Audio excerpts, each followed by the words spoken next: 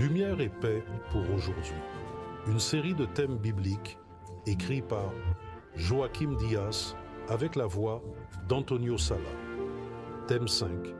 La lumière sauvage qui nous libère de l'ombre de la mort.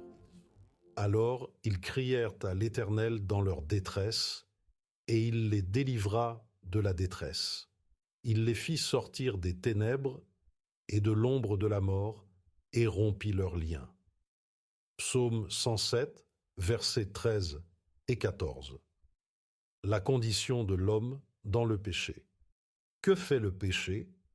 Quiconque commet le péché est esclave du péché. Jean 8, verset Tashtig, envière. Qu'est-ce qui sépare Dieu des hommes? Les iniquités, les péchés non repentis. Ésaïe 59, 2. Quel est l'impact du péché? Tout, de la plante du pied à la tête.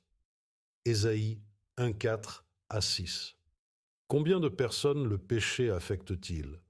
Tous ont péché et sont privés de la gloire de Dieu. Romains 3, 23. Comment se débarrasser de l'ombre de la mort?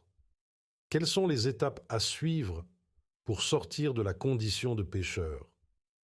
Reconnaître son péché, se repentir, confesser ses péchés directement à Dieu, abandonner ses péchés, prier, demander pardon à Dieu, Luc 18, 13, Marc 1, 4, Psaume 32, 3 à 5, Proverbe 28, verset 13, Actes 8, verset 22. À qui devons-nous nous tourner pour obtenir pardon et aide? À Jésus, notre Sauveur et notre Avocat. Première épître de Jean 2, 1, 2. Qu'avons-nous accompli pour Jésus? La réconciliation, Romains 5, 10, 11. Dieu demande-t-il un sacrifice ou une pénitence? Seulement un cœur et un esprit brisé. Psaume 51, versets 16 et 17. Résultat de la confession et du pardon. Comment Dieu promet-il de traiter nos péchés? Il promet de les blanchir comme neige, de pardonner et de purifier, de pardonner et de ne plus s'en souvenir, de les jeter au fond de la mer. Ésaïe 1, 18, Première épître de Jean 1, 9, Jérémie 30 et 1, 34, Michée 7, 19. Que vit la personne pardonnée?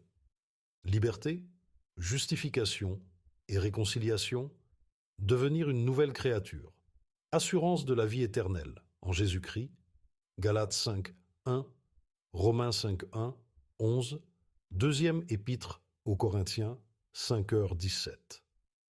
Première épître de Jean, 5, verset 11, 12. Conclusion.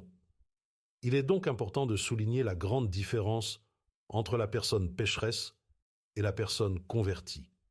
La personne qui est dans le péché vit esclave de sa condition pécheresse, séparée de Dieu, spirituellement malade, condamnée et méritant la mort. Jean 8, 34, Ésaïe 59, 2, 1, 4 à 6, Jean 3, verset 18, Ézéchiel 18, verset 4, 20. La personne convertie, à son tour, est libre, réconciliée avec Dieu.